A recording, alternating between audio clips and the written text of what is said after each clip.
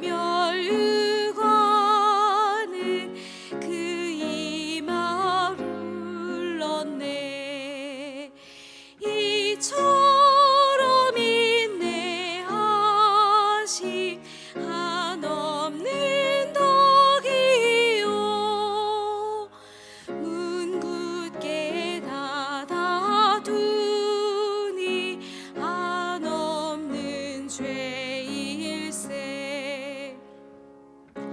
예수 간곡하게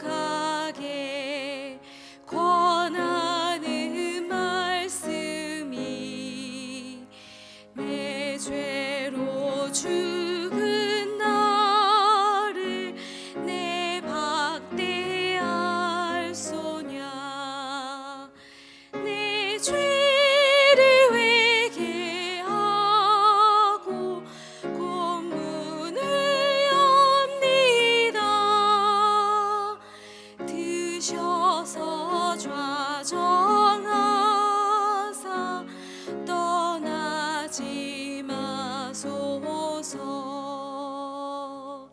아멘. 찬미 299장 한 장 더 부르도록 하겠습니다.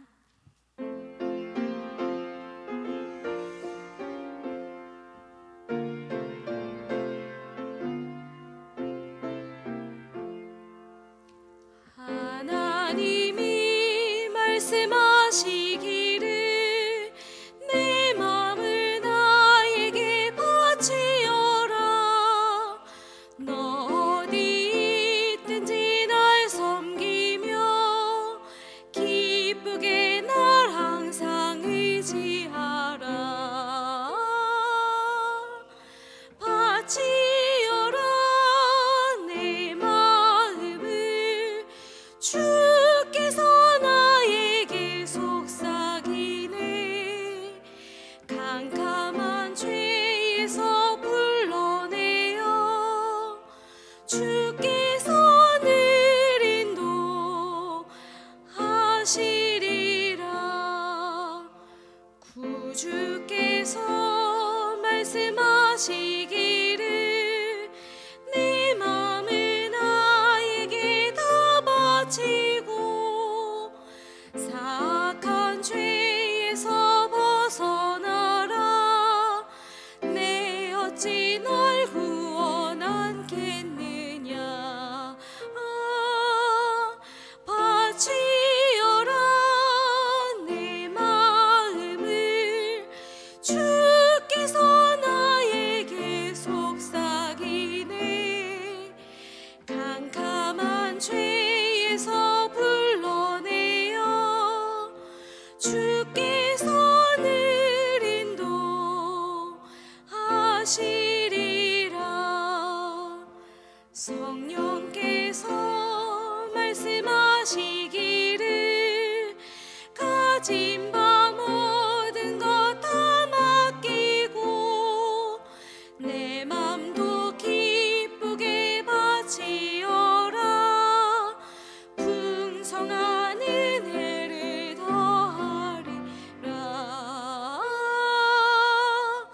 바치어라 내 마음을 주께서 나에게 속삭이네. 캄캄한 죄에서 불러내어 주께서 늘 인도하시리라. 다 같이 일어나셔서 379장으로 화요 기도 예배 시작하도록 하겠습니다.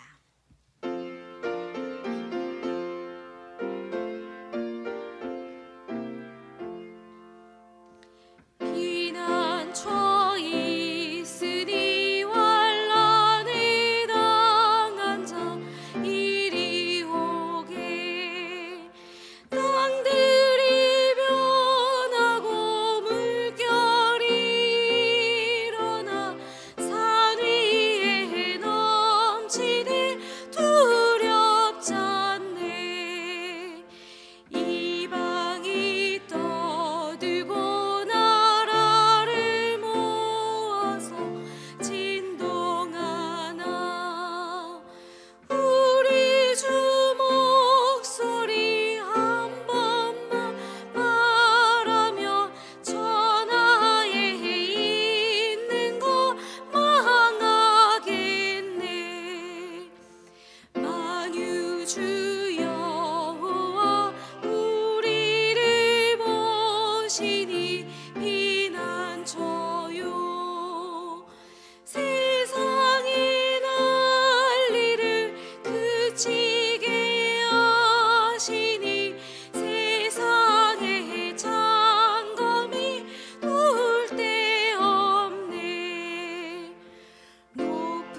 크신 여호와 우리를 구하니 할렐루야. 괴로움이 심하고 환난이 극하나 피난 저 있으니 여호와요.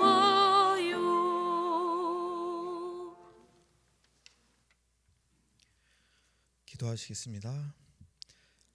사랑이 많으신 주님, 이렇게 아름다운 계절을 선물로 주시고 바쁜 일상 속에 이곳으로 모일 수 있도록 인도해 주셔서 감사드립니다. 이번 주는 MVP 주간이며 대총의 평가를 받고 있습니다. 한 주 동안 학생들에게 복을 주시고 대총의 평가를 진행하는 모든 일정을 주님께서 주관하시오니 그 일정을 통하여 좋은 평가 결과를 받을 수 있도록 도와주시옵소서. 이 시간 김기한 목사님의 말씀을 통하여 은혜 받는 시간이 될 수 있도록 축복해 주시옵소서. 이웃 중에 어려움을 당하고 있는 분들이 있사오니 빨리 회복하여 일상으로 돌아와 마음이 평온함과 아름다운 계절을 느낄 수 있도록 도와주시옵소서. 우리 가정을 지켜주시고 옳은 길로 갈 수 있도록 지켜주시옵소서. 언제나 우리 곁에 계시는 예수님의 이름으로 기도드렸습니다.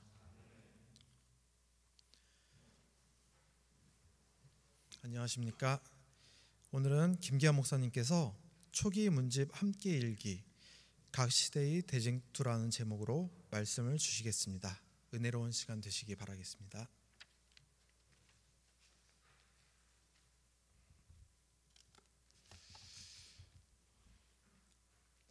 주님의 사랑하시는 성도 여러분, 안녕하십니까? 네, 오늘은 초기 문집 함께 읽기 8번째 시간입니다. 바울의 생애 이후로 나머지의 초기 문집 부분에 있는 내용들을 가지고 함께 은혜를 나누도록 하겠습니다.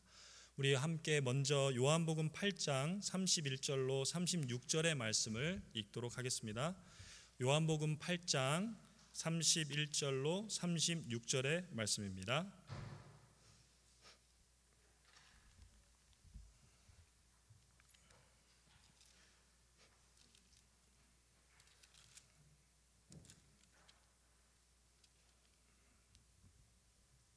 함께 읽겠습니다. 시작.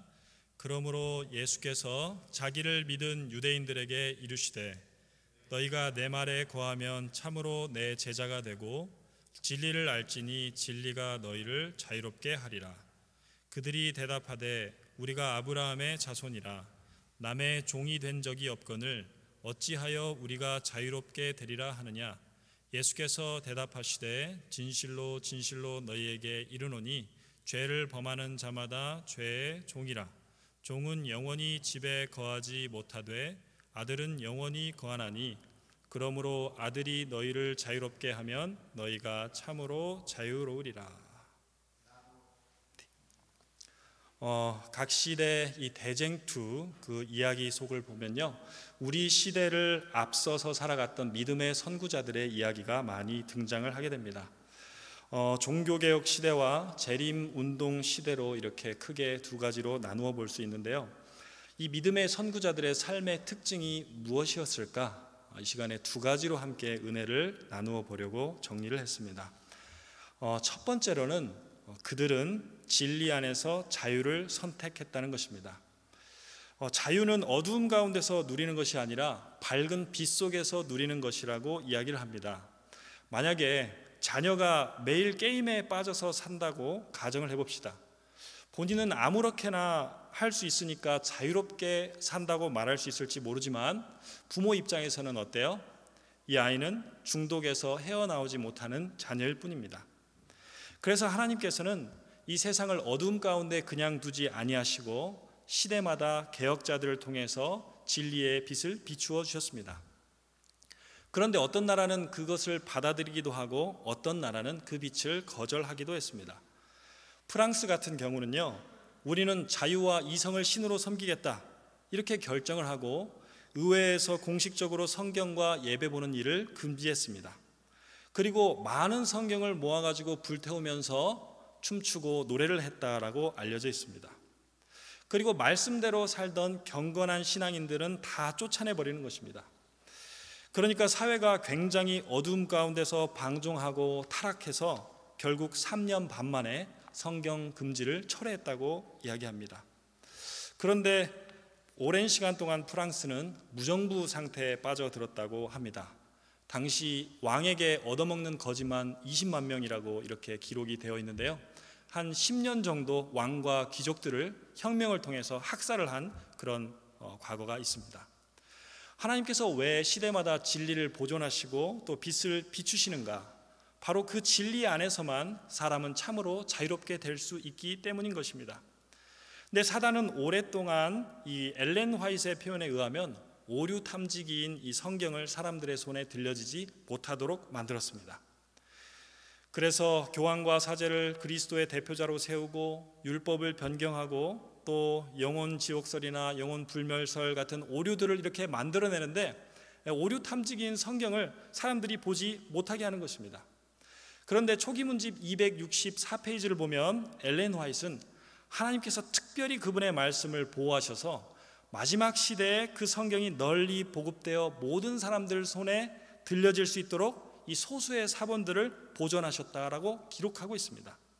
제가 각 시대의 대쟁투를 읽다 보니까 콜룸바라는 사람이 등장을 하더라고요. 다른 사람은 좀 알겠는데 이 사람은 누굴까 하고 보니까요, 이분이 AD 563년쯤에 활동하던 사람인데요, 이 사람이 스코틀랜드의 한 작은 섬에 성경 대학을 만들었다고 합니다. 그리고 컬디스라고 하는 비밀 조직을 만들어서 약 700년 동안 성경을 필사하고 보존하는 일들을 했다는 것입니다. 그래서 각 시대 대쟁투 249페이지를 보면 이렇게 콜룸바와 그 동역자들이 뿌린 씨가 11세기까지도 스코틀랜드 사람들에게 자유를 주었다고 합니다. 다들 영국 교회가 이 로마 교회에 복종한 이후에도 스코틀랜드 사람들은 수백 년 동안 자유를 가지고 있었다는 것입니다. 그리고 엘렌 화이트는 이 초기 문집에서 검은 깃발과 흰 깃발을 든 무리들을 보았다고 증거합니다. 이 우상 숭배를 하는 검은 깃발 무리가 흰 깃발을 들고 있는 그리스도인 무리를 핍박하고 학살하는데 그 광경을 보니까 이상하게도 학살을 당하면 당할수록 더 똘똘 뭉치고 그 빈자리는 끊임없이 사람들이 일어나서 채우더라는 것입니다. 이 모든 것이 바로 하나님의 섭리였던 것이죠. 12세기에는 프랑스의 왈덴스인들을 통해서, 또 14세기에는 영국의 위클리프를 통해서, 15세기에는 체코의 후스와 제롬, 16세기에는 독일의 루터, 스위스의 쯔빙글리, 칼빈 등을 사용하셔서 진리의 말씀을 높이 드신 것입니다. 그리고 한 100년쯤 지나서 이 종교개혁의 불빛이 거의 꺼져갈 때쯤에 조지 휘필드와 또 웨슬리 형제를 통해서 영국으로부터 시작해서 신대륙 미국까지 이 부흥의 물결이 다시 한번 번지도록 역사해 주셨습니다.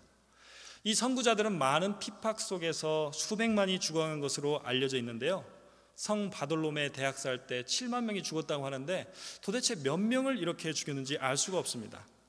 얀 후스와 제롬은 화형을 당해서 죽었고, 이 위클리프라는 사람은 죽은 뒤에도 무덤이 파헤쳐져서 화형을 당해 라인강에 뿌려졌다고 합니다. 또 아나베프티스트라고 하는 이 재세례파는 보니까요, 침례를 해야 된다라고 이렇게 주장을 했습니다. 그래서 그걸 조롱한다는 의미로 물에 빠뜨려서 익사시켜가지고 한 4-5천 명을 죽였다는 그런 기록도 있더라고요. 이렇게 디모데후서 3장 12절의 말씀처럼 무릇 그리스도 예수 안에서 경건하게 살고자 했던 이들은 여러 핍박을 받았던 것입니다. 그럼에도 불구하고 그들은 주님 안에서 참 자유를 선택했고, 이런 믿음의 선구자들의 선택과 신앙의 유산이 오늘 우리에게도 이어져 오고 있음을 하나님께 감사하게 됩니다. 그들과 함께 하셨던 성령의 능력과 은혜가 오늘 우리 모두에게도 함께 하여 주시기를 기도합니다. 이 예수전도단이라고 하는 선교단체 한 선교사가 있었다고 합니다. 그런데 이분이 미국에서 이렇게 선교 활동을 하는데 미국에 있는 한인 2세들을, 이 아이들을 데리고 거기서 여름 수련회를 진행을 했다고 합니다. 그리고 그 훈련 프로그램 중에 하나로 뉴욕의 할렘가에, 이 흑인들이 사는 할렘가에 가서 노방 전도를 시작했다는 거예요. 이것을 다 계획하니까 학부모님들이 반발이 굉장했습니다. 거기는 위험하니까 절대 가면 안 된다고. 그러니까 그 선교사가 이렇게 호소를 했다고 합니다. 여러분, 가장 위험한 곳은 여러분의 자녀가 콜라를 마시면서 TV를 보고 있는 바로 그 집 아닙니다. 거기가 바로 사단이 마음대로 역사할 수 있는 자리입니다. 여러분의 자녀들이 유혹받고 타락하고 넘어질 수 있는 자리가 바로 거기가 아니냐고. 그러나 하나님께 순종하여 나가는 곳이라면 하나님께서 함께 하시고 지켜줄 것이니까 아이들을 제게 맡겨주시라고 이렇게 이야기했다는 것입니다. 참 일리가 있는 말씀이라는 생각이 들었습니다. 우리 주님의 사랑하시는 성도 여러분, 우리 주님과 함께하는 그 순간이 가장 안전한 곳이지만 우리가 하나님을 바라보지 못하는 그곳이 가장 두려운 곳이 될 수 있다는 사실을 기억할 수 있게 되기를 바랍니다. 믿음의 선구자들과 같이 어느 곳에서나 믿음으로 주님을 바라보고 주님과 동행할 수 있는 우리 모두가 되었으면 좋겠습니다. 두 번째로는 이 믿음의 선구자들의 삶의 특징은 그들은 실망 속에서도 빛을 봤다는 것입니다. 때로 하나님께서 우리에게 실망을 통해서 더 큰 빛을 바라보게 하시는 경우가 있습니다. 쓰라린 실망 속에도 하나님의 섭리가 숨어 있다는 것입니다. 1800년대 초반부터 세상에 주님께서 다시 오신다는 기별이 전파되기 시작했습니다.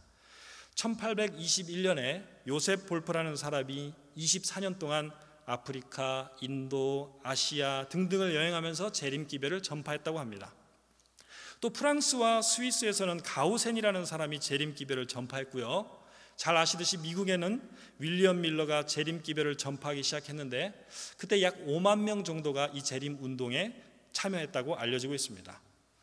윌리엄 밀러는 1843년부터 1844년 봄 사이에 주님이 재림하실 것이라고 시기를 정했습니다.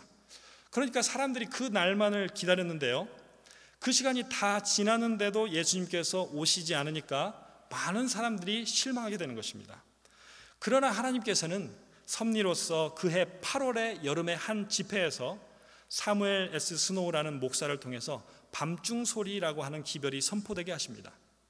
이 성소 정결은 유대력의 절기와 딱 맞아떨어지는 가을에 있으니까 더딜지라도 기다리면 지체되지 않고 반드시 응한다는 그런 기별이었습니다. 그래서 다시 재림 신자들은 열심으로 예수님의 재림을 기다리고 또 기다렸습니다. 그런데 그 해 10월 22일에도 예수님은 또 오시지 않았습니다. 이때 주변 사람들이 어떻게 했을까요? 이 재림 신자들은 전에 없던 조롱과 비난과 비웃음을 맞이하게 됐습니다. 뭐야, 너 하늘에 아직도 승천 못했어? 야, 내가 너 이럴 줄 알았어. 이거 완전히 사기꾼 아니야? 신실하던 자들도 큰 실망과 쓰라림을 경험하게 되는 것입니다. 초기 문집 310페이지에는 그 상황을 이렇게 기록하고 있습니다.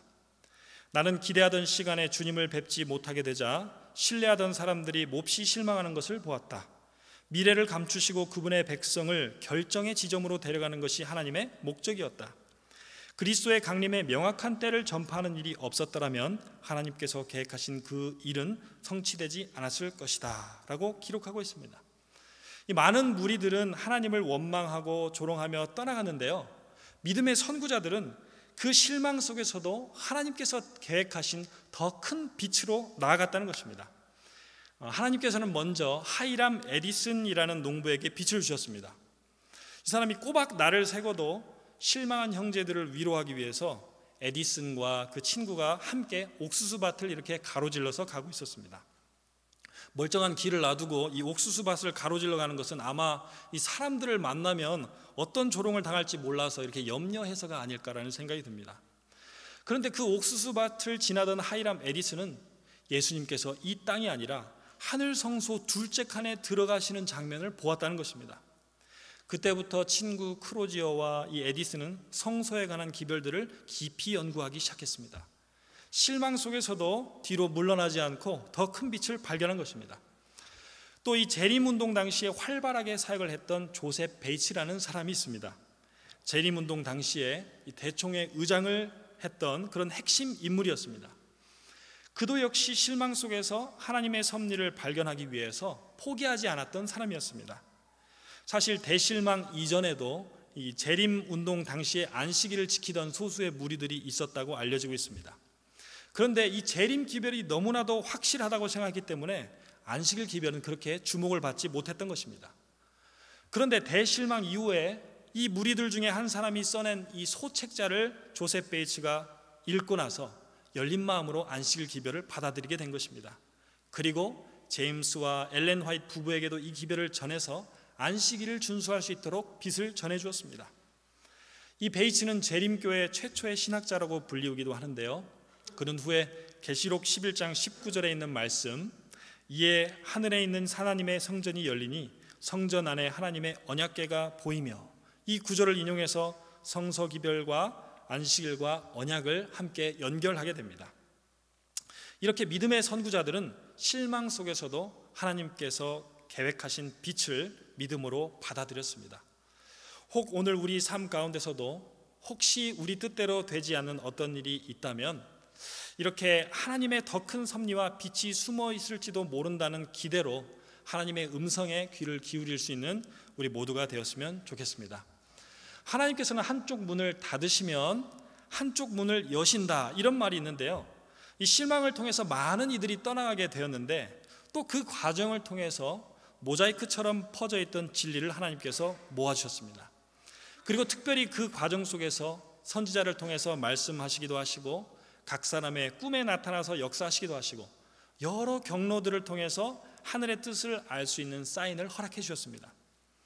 그 예 중에 하나가 한 번은 러프보로우라고 하는 청년이 안식일을 지키는 사람들의 오류를 좀 밝혀달라라는 요청을 받게 되었습니다. 이 청년은 한 3년 반 동안 일요일마다 교회에서 설교를 할 정도로 성경 지식이 참 풍부한 청년이었는데요, 우리 일요일 신자들이 안식일 기별 집회에 참석해 있으니까 오류를 밝혀주고 좀 빼내달라는 것입니다. 그래서 이 청년이 율법은 다 폐해졌다, 이런 성경 구절들을 준비해가지고 그 집회에 참석을 했습니다. 여차하면 반박을 하려고 참석을 했겠죠. 그런데 거기 참석하는 순간 깜짝 놀라게 되었습니다. 왜냐하면 며칠 전에 이 꿈속에서 어떤 사람을 봤는데 그 꿈속에서 봤던 사람이 그 자리에서 강연을 하고 있는 것입니다. 그 강연자가 누구였을까요? 우리가 미국 삼육대학을 앤드류스 대학이라고 하는데요, 이 성경을 7개 국어로 읽고 또 신약 성경 전체를 암송했었다는 그 성경학도 제이엔 앤드류스가 거기에서 강연을 하고 있었던 것입니다. 러프보로우는 그날 집회에 참석한 이후에 안식일 기별을 받아들이고 재림교회에서 안수받은 최초의 목사가 되어서 선교 개척가로 큰 헌신을 하면서 살아갔다고 이야기합니다. 예수님께서 십자가에 달려 돌아가신 이후에 그분을 따르던 많은 사람들이 쓰라린 실망을 경험했습니다. 왕이 되실 줄 알았는데 진짜 허무하게 십자가에 달려 돌아가신 것입니다. 막달라 마리아는 예수님의 빈 무덤을 보고 통곡을 했습니다. 그러나 주님께서는 그 경험들 속에서 예수께서 먼저 갈릴리로 가셨다라는 천사의 메시지를 통해서 이 제자들이 잃어버린 예수를 다시 쫓을 수 있게 해주셨습니다. 또 엠마오로 가던 두 제자에게 성경을 풀어주셨던 이 주님께서는 쓰라린 실망 속에서도 제자들이 더 큰 빛을 발견하고 거듭날 수 있도록 도와주신 것입니다. 이런 살아계신 하나님의 섭리가 오늘 우리 삶 속에서도 함께 하신다는 사실을 믿음으로 바라볼 수 있으면 좋겠습니다. 마지막으로 한 이야기를 들려드리고 마치려고 하는데요, 제 개인적인 경험을 말씀드리는 것을 양해 바랍니다.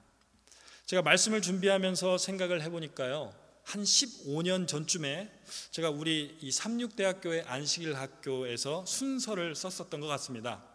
군복을 입고 이렇게 순서를 쓴 적이 있는데요, 기억하시는 분이 있을지 모르겠습니다.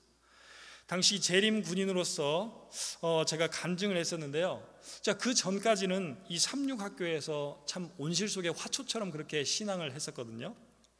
근데 군대에 가서 처음으로 여러 신앙의 어려움들을 겪어보게 된 것입니다. 특히 음식 문제로 곤란함을 많이 겪었는데요, 저는 생선을 먹으면 이렇게 토해버려가지고 생선도 안 먹었었는데 나오는 반찬이 다 웬만하면 돼지고기에 오징어 이런 거밖에 없으니까 김치에 밥을 먹는 날들이 많이 있었습니다. 근데 어느 날은 김치도 앞에 사람들이 많이 떠가서 다 떨어져 버리고, 그래서 제가 간장에 밥을 비벼 먹기도 하고, 어느 날은 제가 계속 간장에 밥을 비벼 먹으니까 이 간장도 떨어져 가지고 맨밥을 먹기도 하고, 그래서 음식 문제로 참 힘들었던 것 같습니다. 그렇게 하다 보니까 제 마음속에 무슨 걱정이 드냐면 나 이러다가 영양실조 걸리는 거 아니야? 이런 생각이 들더라고요. 그래서 이제부터는 내가 김치라도 아주 열심히 먹어야겠다라는 이런 생각이 들었습니다. 어느 날은 보니까 밥을 뜨려고 하는데 취사병들이 김치를 새로 담궜습니다. 그래서 김치가 아주 맛있게 보이는 거예요. 그래서 아무래도 이 김치는 이 파란 부분에, 이 파란 이파리 부분에 영양가가 많이 있지 않겠나 싶어가지고 제가 그 부분을 집중적으로 떠와서 먹으려고 이제 자리에 앉았습니다. 그런데 그 김치가 너무 큰 거예요. 그래서 잘라 먹으려고 하는데 당시 군대에서 젓가락을 안 줘가지고 숟가락으로 제가 이렇게 비비면서 잘라냈습니다. 그리고 김이 모락모락 나는 하얀 밥에다가 푸른 김치를 딱 올리고 입에 집어넣는데, 야, 정말 이게 고기를 먹는 것처럼 맛이 있는 것입니다. 아, 그래, 나는 풀만 먹어도 하나님의 은혜로 더 건강할 수 있을지 몰라. 그런데 제가 이렇게 맛있게 먹고 있는데 가만히 보니까 제가 잘라낸 그 나머지 절반 그 파란 김치 속에서 뭐가 이렇게 기어 나오는 것 같은 거예요. 근데 가만히 보니까 정말 큰 애벌레가 절반이 딱 잘려가지고 흐물흐물 이렇게 기어 나오고 있는 거예요. 제가 그날 그렇게 큰 애벌레를 처음 봤습니다. 그럼 그 나머지 절반은 어디로 갔을까요? 제가 그걸 보는 순간에 우엑 하면서 구역질을 하고 밥을 뱉어버렸습니다. 그리고 식기세척장으로 달려가서 식판을 씻는데 그날 왜 이렇게 눈물이 나는지요. 배고프기도 하고 서럽기도 하고.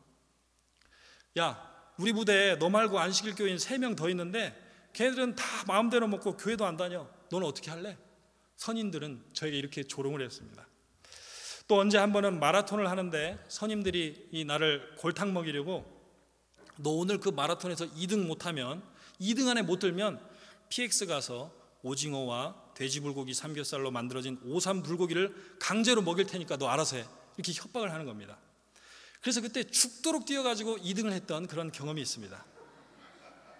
참 저는 아무것도 모르고 그냥 왠지 안식일을 지켜야 될 것 같고 말로 설명은 다 못하지만 이렇게 살아야 될 것 같고 이런 마음의 갈등과 투쟁이 많이 있었는데요. 그렇게 하나님께 기도하며 매달리며 그렇게 시간을 보내다가 어느 날 명령 불복종으로 안식일 문제 때문에 군사재판에 회부가 되었습니다. 그런데 하나님께서 제 연약함을 아시고 그 과정 중에서 저희 재림교인을 친척으로 둔 심사관을 만나게 해주셔가지고 제가 극적으로 불구속 기소유예로 풀려나게 되었습니다. 아마 누군가가 군대에서 안식일 지키는 게 그런 대가를 치러야 된다고 저에게 군대 가기 전에 미리 자세히 설명을 해줬으면 제가 아마 그렇게까지 못했을 것 같아요. 그런데 목회에 나와서 제가 돌이켜보니까 하나님께서 그 경험을 통해서 우리 성도님들께서 얼마나 이 치열한 삶의 현장 속에서 안식일을 지키시는지, 또 어떤 불이익 속에서 그럼에도 불구하고 진리를 선택하시는지를 이해할 수 있도록 연약한 저를 연단해 주셨던 것이었습니다. 그래서 부족했던 저를 그런 경험들을 통해서 하나님께서 이렇게 성숙하게 해주셔서 제가 하나님께 여러 번 감사했던 그런 경험이 있습니다. 시편 121편 5절로 7절, 시편 27편 5절 있는 말씀을 읽어드리겠습니다. 여호와는 너를 지키시는 이시라. 여호와께서 내 오른쪽에서 내 그늘이 되시나니 낮의 해가 너를 상하게 하지 아니하며 밤의 달도 너를 해치지 아니하리로다. 여호와께서 너를 지켜 모든 환난을 면하게 하시며 또 내 영혼을 지키시리로다. 여호와께서 환난 날에 나를 그의 초막 속에 비밀히 지키시고 그의 장막 은밀한 곳에 나를 숨기시며 높은 바위 위에 두시리로다. 우리가 우리 인생을 다 말로 설명할 수는 없지만 이 믿음의 선구자들은 그런 상황 속에서도 말씀 속에서 믿음으로 주님을 바라봄으로 승리했습니다. 과거의 믿음의 선구자들이 그렇게 했듯이 오늘 우리도 그들이 받았던 성령의 은혜와 약속의 말씀들, 또 동일한 은혜 속에서 우리 삶 속에 선악간의 대쟁투를 승리할 수 있게 되기를 간절히 바라면서 말씀을 줄이겠습니다.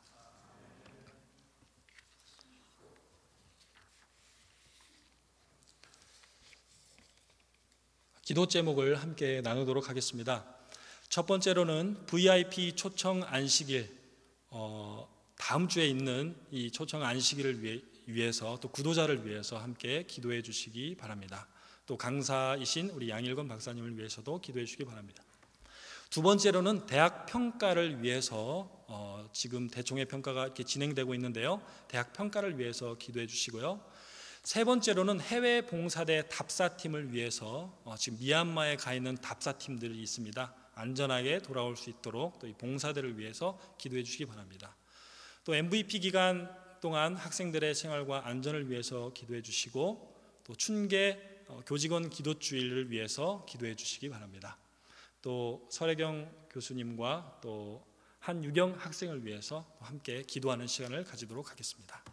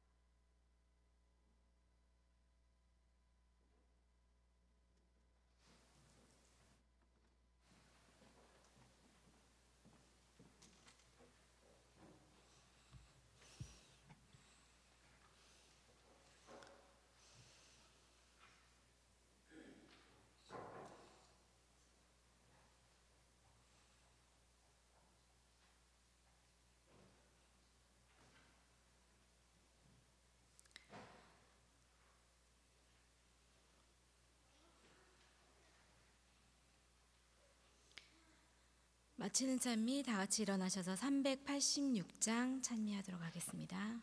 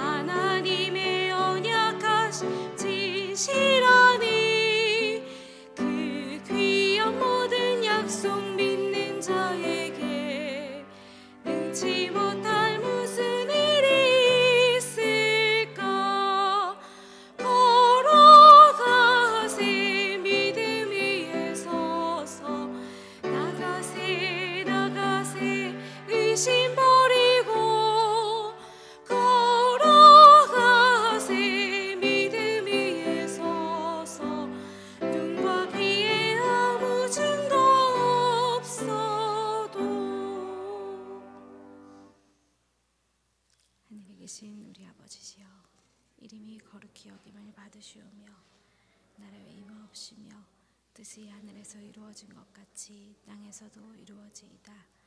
오늘날 우리에게 일용할 양식을 주옵시고 우리가 우리에게 죄 지은 자를 사하여 준 것 같이 우리 죄를 사하여 주옵시고 우리를 시험에 들게 하지 마옵시며 다만 악에서 구하옵소서. 나라와 권세와 영광이 아버지께 영원히 있사옵나이다. 아멘.